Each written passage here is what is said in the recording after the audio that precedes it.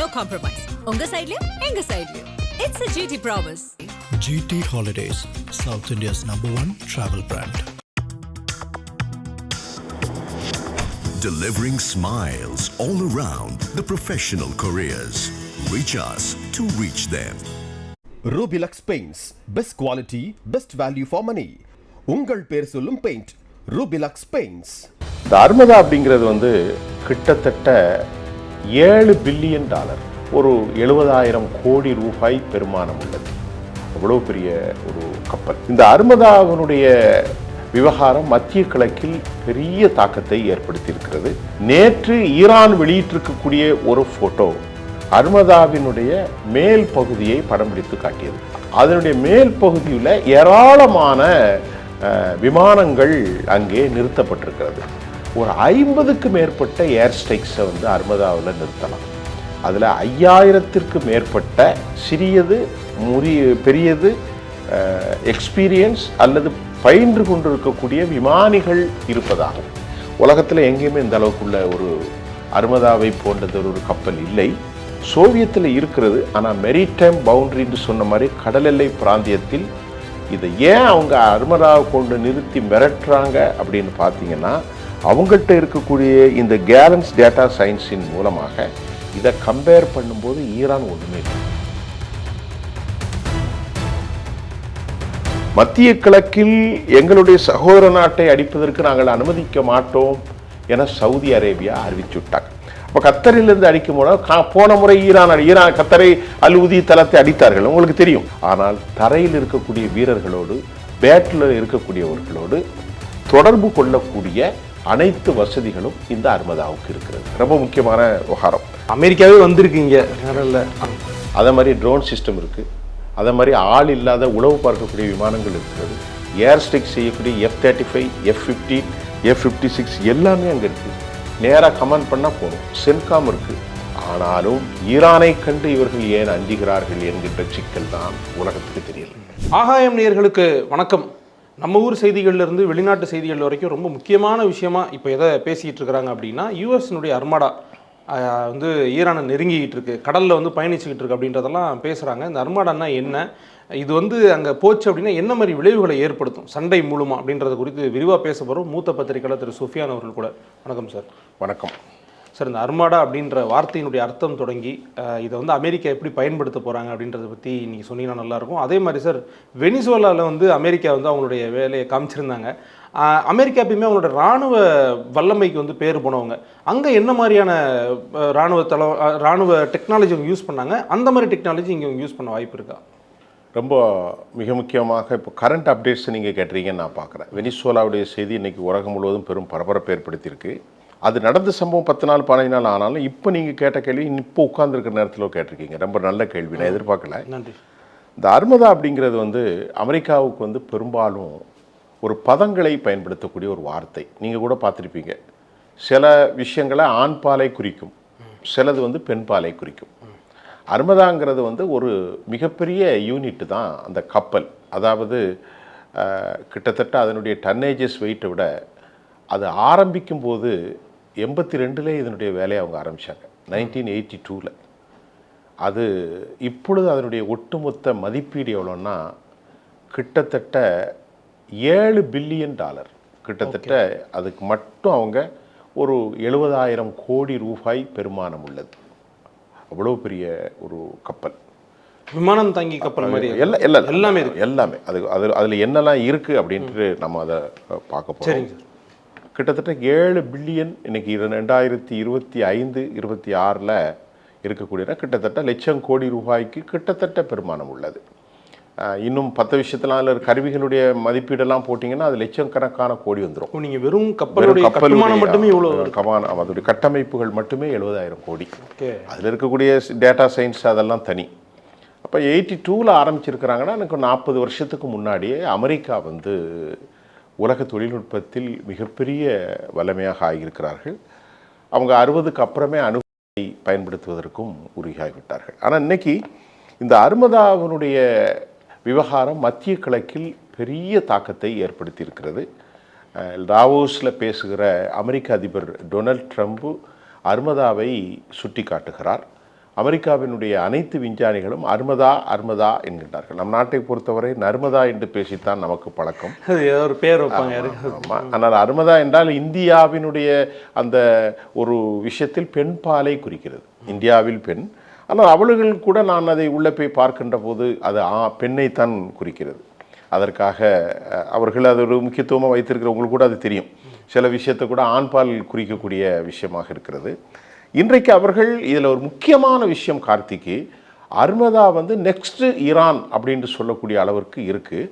ஆனால் அது மத்திய கிழக்கினுடைய பாரசீக வளைகுடான்னா நான் சொல்லக்கூடிய இந்த ஈரானுடைய இதை நெருங்கி வருகிற போது சமிக்சைகள் எப்போதும் இருக்கும். நீங்கள் ஜிபிஎஸ் கருவிகள் இருக்கும், ஒரு விமானத்தை கண்காணிப்பது, ரேடார், அந்த கருவிகளை அவர்கள் ஆஃப் செஞ்சுருக்கிறாங்க.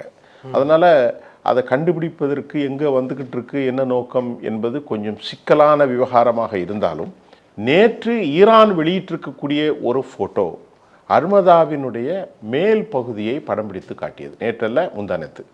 அர்மதா என்று சொல்ல கப்பல், அவங்க அதை சொல்லிட்டோம். அதனுடைய மேல் பகுதியில் ஏராளமான விமானங்கள் அங்கே நிறுத்தப்பட்டிருக்கிறது.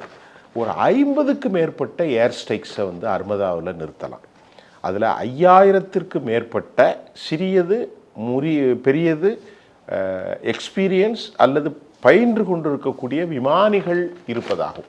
அப்போ அதில் எவ்வளோ ஒரு நாளைக்கு எத்தனை டன்னு சாப்பாடாகும், அதில் எவ்வளோ பேர் சாப்பிடுவாங்க, எவ்வளோ பேர் இருக்கிறாங்கன்னு நீங்கள் புரிஞ்சுக்கிடலாம். ஒரு சின்னமே அவ்வளோ பெரிய ஒரு ஊர் அளவுக்கான ஒரு கட்டமைப்பு கொண்டு தான் இந்த அர்மதா. ஒரு திருச்சியை வந்து அப்படியே எடுத்துகிட்டு போங்க, ஒரு சிட்டி எடுத்துகிட்டு போங்க, கோயம்புத்தூரோ திருச்சியோ மதுரையோ திருநெல்வேலி மாதிரி ஒரு ஊர் தான் இந்த அர்மதா.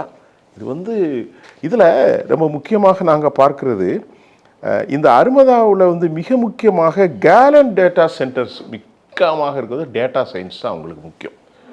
அதில் இந்த டேட்டா சயின்ஸின் மூலம் கடலில் வந்து ஏற்பட்டிருக்கக்கூடிய என்வியார்மெண்டல் அந்த பொலிட்டிக்கலில் தாண்டி சூழலியல் மண்டலங்களை துல்லியமாக கணக்கிடக்கூடிய ஃபெசிலிட்டிஸ் இதில் இருக்குது. எதிர்பாராத விதமாக கடல் சுழற்சி, கடல் சூழல், சுனாமி எதுவுமே இதை தாக்க முடியாது. ஸோ அந்தளவுக்கு அவங்க ஃபெசிலிட்டிஸ் வச்சுருக்கிறாங்க. இப்போ அதில் நீங்கள் பார்த்தீங்கன்னா இந்த அர்மதாவில் வந்து 20 அடியிலிருந்து 40 அடி நீளம் இருக்கக்கூடிய ஒரு மிக முக்கியமாக modular data centre designed for harsh investment and deployed to the various location including naval vessels. அவ்வளவு ஃபெசிலிட்டிஸ் அதில் இருக்குது. புரியுதா உங்களுக்கு? அந்த கடலில் இருக்கக்கூடிய அந்த அந்த என்வியார்மெண்டல் சயின்ஸில் ஏற்படக்கூடிய ஒவ்வொரு துல்லியமாக டேட்டா சயின்ஸ் உலகத்தில் எங்கேயுமே இந்த அளவுக்குள்ள ஒரு அர்மதாவை போன்றது ஒரு கப்பல் இல்லை.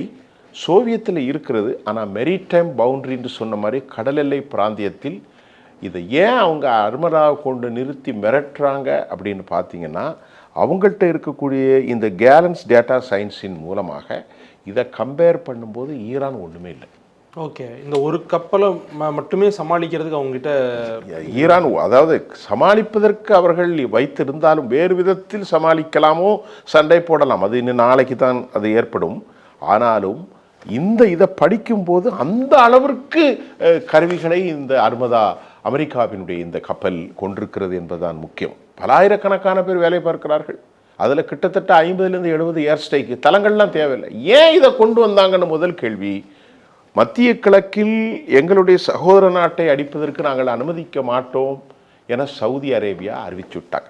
அப்போ அறிவித்து விட்டால் அல் உதீது தளம் இருக்கிறது. கடல் எல்லை பிராந்தியத்தை அவர்கள் பகிர்ந்து கொள்ளக்கூடிய இடம்தான் கத்தரில் இருந்து தான் அடிக்க வேண்டும். ஈரானுக்கு நெருக்கமான கடல் எல்லை உள்ள இடம் ஒரு பகுதி கத்தர்.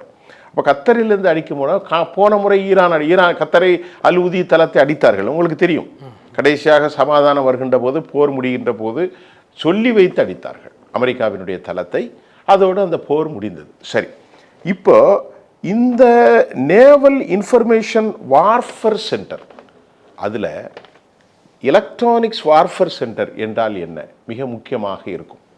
மின் சமிக்சைகளின் மூலம் எந்த விதமான தாக்குதல் நடந்தாலும் அதை தாக்கி அளிக்கக்கூடிய வல்லமை இந்த அர்மதாக்கு இருக்கிறது. ஓகே, இப்போ உதாரணத்துக்கு இந்த ஃப்ளைட் எல்லாம் விட்டு ஃபாலோ பண்றத அது ஆன் ஏர்லயே டிஃப்ளெக்ட் பண்ணும்ல சார், அந்த மாதிரி இது சப்மரீன்ஸ் உட்பட எல்லாத்தையும் டிஃப்ளெக்ட் பண்ணிடும். அது அல்லாமல் ஏர் டிஃபென்ஸ் சிஸ்டம் இதில் இருக்கிறது. ஓகே, ஏர் டிஃபென்ஸ் சிஸ்டம் என்றால் வான் பாதுகாப்பு மையம் என்று சொல்லக்கூடிய அயன் பீம், அயன் டூம், டேவிட் சில்லிங், ஏரோ சிஸ்டம் 3 இப்படி நிறைய இருக்குது. S-400, S-300 ஒவ்வொரு நாட்டில் இருக்கிற இது அவங்க முக்கியமாக தாட்ஸ்னு ஒன்று வச்சுருக்கிறாங்க, பேட்ரியாட்னு ஒன்று வச்சுருக்கிறாங்க. தாட், ஆமாம், அதை தாட்னு சொல்லலாம், தாடுன்னு சொல்லுவாங்க, எப்படியும் சொல்லலாம், தாடுன்றே சொல்லலாம். அந்த தாட் சிஸ்டமும் பேட்ரியாட் சிஸ்டமும் இங்கே இருக்கிறது. இந்த எதில் இருக்குது? அருமதாவில். ஓகே, ஒரு நாட்டில் இன்ஸ்டால் இருக்கிறது. இவங்க ஒரு நாட்டில் நீங்கள் அழகாக சொல்லிட்டீங்க, ஒரு ஊர் ஒரு நாடு தான் அருமதா. இது நம்ம அப்போ நம்ம ஒரு நாட்டில் எப்படி வச்சுருப்போம்? ஏர் டிஃபென்ஸ் சிஸ்டம் இருக்கும், மிலிட்ரி இருக்கும், ஏர் ஸ்ட்ரைக் செய்வதற்கு ஃப்ளைட் இருக்கும், டேட்டா சயின்ஸ் சென்டர் இருக்கும், சென்காம் அனைத்தையும் கட்டுப்படுத்தக்கூடிய ஆற்றல் உள்ளக்கூடிய மத்திய கண்காணிப்பு துறை, information and technology which is being made ரொம்ப தெளிவு பண்ணியிருக்கிறாங்க. அவங்க இந்த அருமதாவில் இருந்து கொண்டே பேட்டில் ஃபீல்டில் ஜிபிஎஸ்ஸால் கண்காணிக்க முடியும். அருமதாவில் இருந்து கொண்டே இந்த கெலான்ஸ் என்விரான்மெண்டல் சயின்ஸில் ஏற்படக்கூடிய மாற்றங்களை, சூழலியல்களை துல்லியமாக கவனிக்க முடியும். அருமதாவில் இருந்து கொண்டே அமெரிக்காவினுடைய சென்காம் பென்டகனுக்கும் டெக்சஸுக்கும் நியூ ஆர்லியன்ஸுக்கும் அவர்கள் தொடர்பு கொள்ள முடியும். அருமதாவில் இருந்து கொண்டே அவர்களுடைய ஜெர்மனில் இருக்கக்கூடிய மிக முக்கியமான தளம், அந்த தளத்திலும் சென்காமிலும் அவர்கள் தொடர்பு கொள்ள முடியும். அப்போ எவ்வளோ பெரிய சிஸ்டம் என்று சொல்லுங்கள். அப்போ அருமதா வருகிறதுனா சும்மா சாதாரணமாக அருமதா வரதில்லை, அவ்வளோ பெரிய சக்தி உள்ளதுதான் இந்த அருமதா. புரிஞ்சுக்கிட்டா? அடுத்து நம்ம இதில் என்ன பார்க்குறோம் அப்படின்னா, 2025 எக்ஸைஸில் Armada participated in the maritime exercise in South கொரியானா. அது அவங்க என்னெல்லாம் பண்ணியிருக்கிறாங்க, அமெரிக்காவில் இது நடந்திருக்கிறது. அது மட்டும் இல்லாமல் LCS 33 ப்ரோசஸ் லைவ் சீசன், அதே சமயம் மொபைல் கமாண்ட் சென்டர். நான் இப்போ சொன்னோம் இல்லையா, ஒவ்வொரு துல்லியமாக ஒவ்வொரு வீரருக்கும் ஒரு தலைமை பொறுப்புக்கும் நேரடியாக சமீட்சைகளை வழங்கக்கூடிய ஃபெசிலிட்டிஸ் இதில் இருக்கிறது. இந்த மொபைல் அந்த கமாண்ட் சென்டரில் என்ன சொன்னா, gallons are used the support army units by processing drone feeds. உங்களுக்கு புரியுதுன்னு நினைக்கிறேன். ட்ரோன் ஃபீட்ஸின் மூலமாக அதை நான் மொத்தத்திலே சொல்லிக்கிறேன், இயக்கப்படக்கூடிய ட்ரோனாக இருந்தாலும் சரி, மிசைலாக இருந்தாலும் சரி, அதன் கட்டுப்பாட்டில் களத்தில் இருக்கக்கூடிய இராணுவ வீரர்களோடு அருமதாவிலிருந்து தொடர்பு கொள்ளலாம். இப்போ இவர்களுக்கு பேட்டில் உள்நாட்டில் இறங்கிட்டாங்கன்னு வைங்களேன், ஒரு பேச்சுக்கு சொல்கிறேன், அருமதா எங்கே நிற்குது? பரசீக வளைகுடாவில் இருக்கிறது. ஆனால் தரையில் இருக்கக்கூடிய வீரர்களோடு, பேட்டில் இருக்கக்கூடியவர்களோடு தொடர்பு கொள்ளக்கூடிய அனைத்து வசதிகளும் இந்த அருமதாவுக்கு இருக்கிறது. ரொம்ப முக்கியமான விவகாரம். அதே போன்று இந்த அருமதா ஒரு megawatt scale modular all data centre launched. திருப்பி அதைத்தான் சொல்கிறாங்க. இந்த உலகத்தில் இப்போ இன்றைக்கி முக்கியமாகவே எல்லாமே டேட்டா சென்டர் தான். ஆர்டிஃபிஷியல் இன்டெலிஜென்ஸ் உங்களுக்கு சொன்னால் புரிஞ்சுக்கணும், நம்ம நிறையலாம் நம்முடைய நேயர்களுக்கு சொல்ல வேணாம். கண்டிப்பாக ஆர்டிஃபிஷியல் இன்டெலிஜென்ஸுடைய ஒட்டுமொத்த தலைமை அங்கே தான். புரியுதா? அது மட்டும் இல்லாமல் எரிபொருள், எரிசக்தி உற்பத்தி. ஒரு கப்பலில் இருக்குது சார். நீங்கள் ஒரு வார்த்தை முன்னால சொன்னீங்களே, என்ன சொன்னீங்க? ஒரு ஊரை தூக்கிட்டு வந்துட்டுன்னு சொன்னீங்க. அதானே அணு ஆயுதங்களும் அங்கே இருக்குது. ரெண்டு நாட்டு எல்லையில் சண்டை நடந்தால் எப்படி எங்கேயுமே போக வேண்டியில்லை. அருமதாவை ஏன் அருமதான்னு சொல்கிறான்? எங்கேயுமே போக வேண்டியில்லை. அணுசக்தி இருக்குது, அணு ஆயுதங்கள் இருக்குது, அணு ஆயுதங்களை தாங்கி செல்லக்கூடிய சின்ன சின்ன போட்ஸ் உள்ள இருக்குது. அமெரிக்காவே வந்திருக்கீங்க, அழகான பேச்சு. நான் சொல்லிட்டு புரிஞ்சுக்கிட்டா? அதே மாதிரி ட்ரோன் சிஸ்டம் இருக்குது, அதே மாதிரி ஆள் இல்லாத உளவு பார்க்கக்கூடிய விமானங்கள் இருக்கிறது, ஏர் ஸ்ட்ரைக் செய்யக்கூடிய F-35, F-15, F-56 எல்லாமே அங்கே இருக்குது. நேராக கமாண்ட் பண்ணால் போகணும். சென்காம் இருக்குது, டெக்ஸஸில் பண்ணலாம், நியூ ஆர்லியனில் பண்ணலாம், நியூயார்க்கில் பண்ணலாம், GPS கருவி இருக்குது, ஜெர்மனியில் இருக்கக்கூடிய அந்த தளத்தோடு இவர்கள் போர் செய்யலாம். All facilities having all facilities. அதைத்தான் அதனால் இப்போ அருமதான புரிஞ்சுக்கிட்டா, அருமதா என்பது ஒரு உலகம். புரிஞ்சுக்கிட்டா? அணுசக்தியை பயன்படுத்தக்கூடிய துணை கப்பல்கள் மூலம் அவங்க அடிக்கலாம்.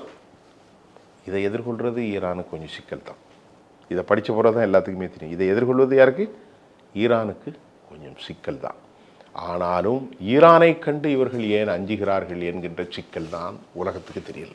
Having lot of the reluctance, ஒரு தயக்கம் இருக்கிறது. அது அல்லாமல் இந்த அர்மதாவினுடைய collaborators US departments energy and Genesis mission to provide all native infrastructure எல்லாமே, இதை சொல்லிக்கிட்டே போகலாம். அர்மதாவை பற்றி சொல்லதான் கமாண்டிங் சிஸ்டரு, அது மட்டும் இல்லாமல் செட்டிலைட் தொழில்நுட்பத்தோடு அவர்கள் பயன்படுத்தலாம். சார் எல்லாமே இருக்குது சார் அர்மதாவில். செட்டிலைட்ஸ் இருக்குது சார், அணு ஆயுதம் விஷயங்கள் இருக்குது சார், செம்காம் இருக்குது சார், ஃப்ளைட்லேருந்து அனுப்பலாம் சார், அணுசக்தி ஃப்ளைட்டு பண்ணோம் சார். இதுக்குள்ளே ஏராளமான சிறிய சிறிய கப்பல் போட்டுகள்லாம் இருக்குது சார். அப்புறமா ஆர்டிஃபிஷியல் இன்டெலிஜென்ஸே ஒட்டுமொத்தமாக இருக்குது சார். அது மாதிரினா கேலன் வடிவத்தில் இருக்கக்கூடிய சிஸ்டமேட்டிக் கம்ப்ளீட்டாக ஏ டு செட்டு எல்லாமே. நான் ஏற்கனவே உங்களுக்கு சொன்ன மாதிரி இதில் டேட்டா சயின்ஸுக்கு உலகத்தையே உள்ள வச்சுருக்காங்க. உலகமே தான். அப்போ சும்மா அருமதான்னு சொல்லுவாங்களா? நம்ம ஊரில் சர்க்கஸ் கட்டுற மாதிரி வண்டி கிடையாது. இதை கொண்டு நிறுத்தி வச்சுட்டாங்க. ஆகவே தான் அமெரிக்க அதிபர் டொனால்ட் ட்ரம்ப் சொல்கிறார், அருமதா மூவ் ஆகிட்டு இருக்கு, கவனமாக இருங்கள். புரியுதா உங்களுக்கு? ஆனாலும் அமெரிக்கா இன்று காலை பேசிய பேச்சில் இவ்வளவு அருமதா இருந்தாலும் அவர்கள் ஏன் பின்வாங்குகிறார்கள் என்பது எனக்கு தெரியவில்லை. ஆனால் அவருடைய பேச்சில் எமக்கு புரிவது என்னவென்றால், பேச்சுவார்த்தையை ரெசிப்ரோக்கல், அதாவது பைலேட்ரல் அக்ரிமெண்ட்டுக்கு அவர்கள் தான் சொல்ல வேண்டும் என்று சொல்கிறார். யார் சொல்கிறார்? அமெரிக்க அதிபர். நாங்கள் சொல்வதற்கு ஒன்றுமில்லை, அவர்கள் தான் சொல்கிறார்கள். இஸ்மாயில் பஹவி பேசுகின்ற போது அவர் என்ன சொல்கின்றார்? ஒரு பக்கம் டிப்ளமேசி இஸ் கோயிங் ஆன், ஒரு பக்கம் பேசலாம். ஏனென்றால் ஈரானை அழித்து விடுவதற்கு அவர்கள் விருப்பப்பட மாட்டார்கள். ஈரான் என்றால் ஈரான் மட்டும் இயங்காது. ஈரானுடைய மத்திய தலைமையில் புட்டின் இருக்கிறார், ஜி ஜின்பிங் இருக்கிறார், வடகொரியா இருக்கிறது. இந்த 3 நாடுகள் தான் இருக்குது. மற்றபடி அவர்களுக்கு அரபு நாடுகளோடு எந்த தொடர்பும் கிடையாது. உலகத்தில் உள்ள அரபு நாடுகளுக்கு எந்த தொடர்பும் இல்லாதது தான் அமெரிக்காவுக்கு அர்மதாக்களை போன்று பல கோடி அர்மதாக்களை அவர்கள் உருவாக்க முடியும். ஒன்று. இரண்டாவது, நீங்கள் கேட்ட கேள்வி ரொம்ப ஒரு முக்கியமான கேள்வி. வெனிசுலாவில் ஒரு புதிய தாக்குதலை அமெரிக்கா அடைத்திருக்கிறது என்று கேட்டீர்களா இல்லவா? அதை நீங்கள் படித்திருப்பீர்கள் என்று நான் நம்புகிறேன். ஆம், இந்த தாக்குதல் குறித்து இப்போது உலகம் பேசுகிறது. என்னவென்றால், வெனிசுலாவில் நிக்கோலஸ் மடூரோ நள்ளிரவு உள்ளே இறங்கினார்கள். அப்படி லம்பா தூக்கிட்டு போயிட்டாங்க. கையில் செயினை போட்டு ஹேண்ட்கப்பை என்னமோ போட்டு தூக்கிட்டு கொண்டு விட்டாங்க. வெனிசுலாவில் அடுத்த ஆட்சி வந்துச்சு. அந்த ஆட்சி எங்கள் ஆட்சி தான் சொல்லிட்டாங்க. அமெரிக்க அதிபர் எனக்கு 50 மில்லியன் பீப்பாய் 5 கோடி தரணும், நாங்கள் தான் right person to decide in every thing. இது எங்கள் அமெரிக்கா என்ன சொல்லிச்சு? வெனிசுலாவில் இந்த தாக்குதல் நடத்தும் போது தென் அமெரிக்க நாடுகளிலும் லத்தீன் அமெரிக்க நாடுகளிலும் இருக்கிற வரமெல்லாம் நாங்கள் தான், அதை சைனாக்காரன் உள்ளே வரக்கூடாது. ஓப்பன் ப்ரொக்ளமேஷன், ஒரு பிரகடனமாகவே அவங்க சொல்லிட்டாங்க. அங்கே இருக்கக்கூடிய எல்லா நாடும் எங்கள் நாடு தான். கரிபியன் நாடாக இருந்தாலும் சரி, லிபியா, அது என்னது சைபீரியாவாக, எல்லாமே எங்கள் நாடு தான், நாங்கள் தான் டிசைட் பண்ணுவோம் அப்படின்னு தூக்கிட்டாங்க. இப்போ அந்த நடந்த பிறகு ஒரு செய்தி நேற்று வெளியாச்சு. என்னன்னு கேட்டால், என்னப்பா நடந்துச்சு அப்படின்னு கேட்டால், வெனிசுலாவுடைய இராணுவ வீரர்கள் சொல்கிறாங்க, இங்கே பாருங்கள், நாங்கள் ரெடியாக தான் இருந்தோம், நாங்கள் என்ன செய்கிறோம், ரெடியாக தான் இருந்தோம், ஆனால் ஒரு சம்பவம் நடந்துட்டேன் அப்படின்னு கேட்டாங்க. என்ன சம்பவம் நடந்துச்சு அப்படின்னு கேட்டால், நாங்கள் அமெரிக்க தாக்குதல் எப்பவும் நடக்கும்போதும் இராணுவ பிரிகேடியர் இருக்கிற போது எங்கள் தலைலாம் வெடிச்சிட்டு, எங்கள் தலைலாம் ஒரு பயங்கரமான வலி. என்னடா வலி அப்படின்னு பார்த்தா, நாங்கள் ஏர் டிஃபென்ஸில் அமெரிக்காவை எதிர்பார்த்து காத்து கொண்டு இருக்கிறோம், எங்களுடைய போர் இருக்குது, டிஃபென்ஸ் சிஸ்டம் எல்லாமே இருக்குது, எங்கள் எல்லாருடைய மூக்கில் இருந்தும் ரத்தம் வருது. என்னம்மா என்ன சித்திரகுப்தன் கதை மாதிரி இருக்கா? இல்லை புரியல, எப்படி இதை அவங்க பண்ணாங்க சொல்ல வரேன். யார் சொல்கிறா? இது சொல்கிறது யார்? பிரிகேடியர்கள், இராணுவ தளபதிகள், மிலிட்ரி ஜெனரல்கள், யாரை வேணா வச்சுக்கிடுங்க. நாங்கள் அமெரிக்காவை எதிர்பார்த்து காத்திருக்கோம் எந்த நேரம் தாக்கலாம்னு. ஆனால் எங்களுக்கு தலையெல்லாம் பயங்கரமாக வலிச்சு, காதில் பயங்கர சத்தம் மூக்கில் இருந்து ரத்தம் ஒழுகுச்சு. பலர் ரத்த வாமிட்டு எடுத்தாங்க. அப்போ அவங்க என்ன சொல்கிறாங்க, வெனிசுலாவில் அந்த செய்தி நியூயார்க் டைம்ஸில் வெளியாயிருக்கு. எதில் வந்திருக்கு? நியூயார்க் டைம்ஸில் போய் பார்த்துக்கிடலாம், நம்ம நேயர்கள் யார் வேணாலும் பார்த்துக்கலாம். ஓகே. நியூயார்க் என்ன டைம்ஸில் அந்த செய்தி என்னென்னா, we all started bleeding from the nose. அவங்க சொல்கிறாங்க, எங்களுடைய மூக்கிலிருந்து இரத்த இரத்தம் வடிந்து கொண்டிருந்தது அல்லது வந்தது. ஹீ செட், யாரு? வெனிசுலாவினுடைய அந்த பிரிகேடியர், இராணுவ வீரர்கள் சொல்கிறார்கள், எங்கள் இரத்த வாந்தி இரத்தம் ஒழுகுதல் மூக்கில் இருந்து வந்தது. He said somewhere vomiting blood, எங்களுக்கு பிளட் வாமிட் வந்துச்சு. அது மட்டும் இல்லாமல் we fell to the ground, நாங்கள் கீழே தாங்கி விட்டோம் அப்படியே. unable to move, we couldn't even stand up after that sonic weapon or whatever it was. இதுதான் செய்தி. இது எதில் வந்திருக்கு?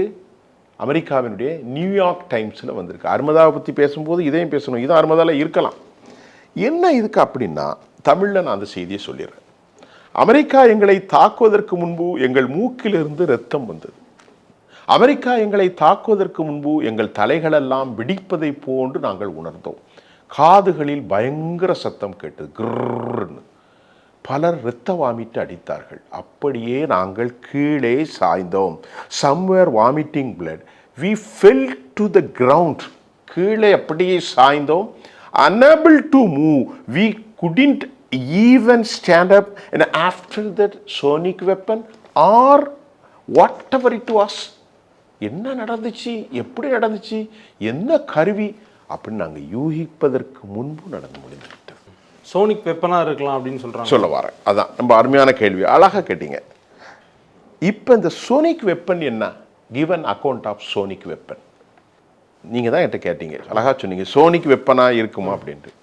அப்போ நாம் உள்ளே போய் பார்க்குறோம், சோனிக் வெப்பன்னா என்ன? அமெரிக்கா முதலாக பயன்படுத்தியதா? ஆமாம். இது என்னென்னா, தமிழில் நான் அதை எப்படி பார்க்கணுன்னா, இது ஒரு அதிக ஒளி கொண்ட மின்காந்த சக்தி வாய்ந்த ஒளி அதிர்வலைகள். இது அமெரிக்கா ஒரு குறிப்பிட்ட இடத்துல இறக்கி அந்த மின்காந்த ஒளி அலைகளின் மூலம், இப்போ சில ஃப்ளைட்டில் கூட இந்த இது லேசர் கருவிகள்லாம் வைக்கிறாங்களே, அதை போன்று it's kind of the similarity. Okay. அந்த ஏரியாவில் இருக்கக்கூடிய அனைவருக்கு மேலும் அது படுகின்ற போது இந்த மாதிரியான உடல் மாற்றங்கள் வந்து அவங்க தன்னிலை மறந்து விடுகிறார்கள். அப்படித்தானே? ஓகே. என்ன நடந்துச்சுன்னு எனக்கு தெரியல. மேலே ஊடுகதிர் மாதிரி, ஊடுகதிர், ஊடுருவல், ஊடுகதிர், புற உரா கதிர்கள்லாம் நம்ம படிச்சிருப்போம். அதே மாதிரி அவர்களுடைய உள்ள போய் நிலைக்குலையே செஞ்சு விடுது. Sonic waves. Sonic, very good, exactly, அழகா சொல்றீங்க. சோனிக் வேவ்ஸ் என்ன செஞ்சிருக்கு? நிலைக்குலைய செய்ததன் மூலமாக நாங்கள் செயலிழந்து போவதுன்னு தெரியாம இந்த இந்த மாதிரி விஷயங்கள்லாம் எங்களுக்கு நடந்துருச்சுன்னு அவங்க கன்ஃபஸ்ட். இப்போ ரஷ்யாட்ட கேட்குறான், அமெரிக்காவுக்கு யார் போட்டி? ரஷ்யா தானே. ரஷ்யாட்ட கேட்டால் ரஷ்யா என்ன சொல்லுதுன்னா, இதெல்லாம் எங்களுக்கு முன்னாடியே தெரியும். யார் சொல்கிறா? ரஷ்யா.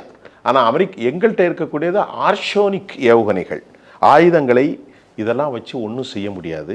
இந்த மாதிரியான சோனிக் வெப்பன்ஸின் மூலமாக ஒரு வைப்ரேஷன்களை ஏற்படுத்த முடியும்.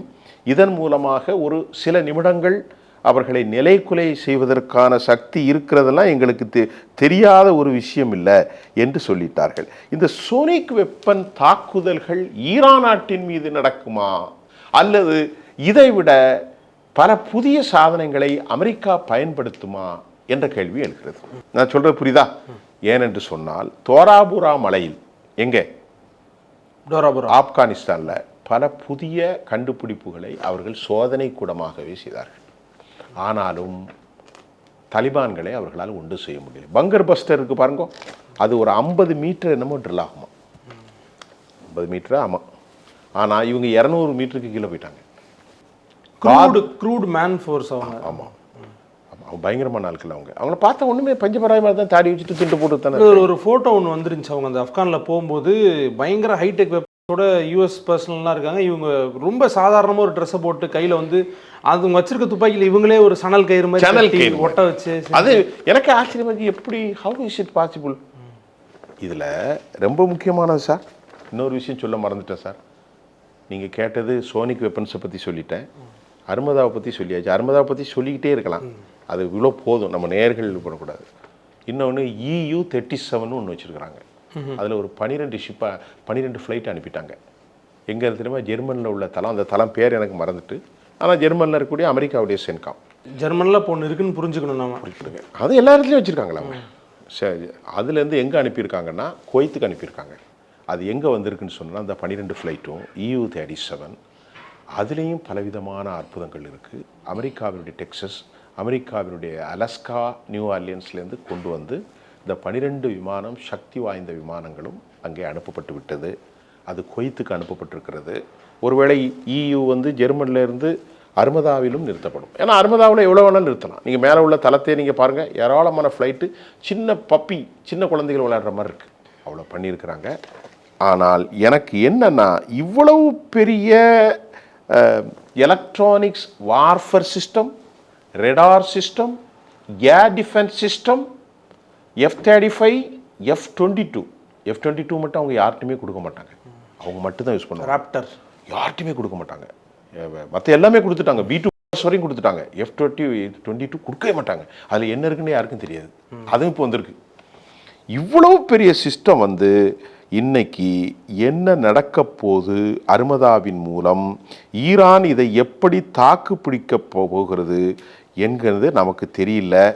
அடுத்த ஒரே ஒரு ஃப்ளைட்டே அனுப்பியிருக்காங்க. அதையும் சொல்லிட்டு முடிச்சிடலாமா? அடுத்து என்னன்னா, அமெரிக்காவுடைய சார்பில் ஜோர்டான் நாட்டிற்கு பிரிட்டனிலிருந்து ரொம்ப முக்கியமான F-5E ஸ்ட்ரைக் ஈகிள் ஜெட்ஸ் என்று அழைக்கப்படும் ஈகிள் ஜெட்ஸ் எல்லாத்தையும் அனுப்பிட்டாங்க சார். ஈகிள் செட்டு மட்டும் இல்லாமல் 12 போர் விமானங்களை அமெரிக்கா ஜோர்டானில் கொண்டு நிறுத்தி வைத்திருக்கிறார்கள். அப்துல்லா, ஜோர்டான் ரொம்ப பக்கம். ஜோர்டான் வந்து அவனுடைய முக்கியமான சீஷர். EU-37, F-36, அர்மதா பற்றிலாம் நம்ம தெரியவே பேச வேண்டியதில்லை. சென்காம், சென்ட்ரிஃபியூஜஸ், கம்ப்ளீட்டாக ஆர்டிஃபிஷியல் இன்டெலிஜென்ஸு, எல்லாம் கம்ப்ளீட்டாக ஆல் திஸ் பேக்கேஜஸ். இது ஒரு உலகம்தான் அர்மதா. இதை கம்பேர் பண்ணி பார்த்தா ஈரான் எப்படி தாக்கு பிடிக்கும்னு எனக்கு தெரியல. நான் அப்படி தான் சொல்லுவேன். ஈரான் தோல்வி அடைந்துன்னு சொல்ல. ஈரான் உலகத்தில் பெரிய ஏவுகணை சிஸ்டம் இருக்குது. ஈரானுடைய அணு ஆயுத கதிர்கள் ஈரானில் இருக்குது. ஈரானில் வந்து சிரம் வாய்ந்த 9,60,000 வீரர்கள் இருக்கிறார்கள். எதற்கும் தயாரான தற்கொலை படைகள் இருக்கிறது, IRGC இருக்கிறது, எலைட் யூனிட் இருக்கிறது, போட்டிங் இருக்கிறது, அணுசக்தி இருக்கிறது, மெரிடைம் பவுண்ட்ரி. அந்த கடல் எல்லையில் அமெரிக்காவுக்கு ஈக்குவலாக அவர்கள் இல்லை. ஆனால் விமானமும் இருக்கிறது. Su-35 வாங்கியிருக்கலாம். ஏன்னா முன்னிலே அசம்பிள் ஆனது 12 கார்கோ விமானங்களும் வந்திருக்கிறது. எங்கேருந்து? சைனாவிலேருந்து நிறைய கண்டெய்னர்களில் சரக்கு வந்திருக்கிறது. என்ன நடக்குது அப்படிங்கிறத பொறுத்து தான் பார்க்கணும். பொறுத்து வந்து அந்த தகவலை எங்களுக்கு சொல்லி, இதுக்கு மேலே தகவல் வேணும்னா அப்புறம் பேசலாம். அதான் பொறுத்து இருந்து அதை நம்ம பார்ப்போம். இப்போதைக்கு இவ்வளவு தகவல்கள் தொகுத்து சொன்னதுக்கு ரொம்ப நன்றி சார். நன்றி கார்த்திக் சார். No compromise. உங்க சைடுலயும் எங்க சைடுலயும். It's a GT promise. GT Holidays, South India's #1 travel brand. Rubilux Paints, best quality, best value for money. உங்கள் பேர் சொல்லும் paint, Rubilux Paints. Delivering smiles all around, the professional careers. Reach us to reach them.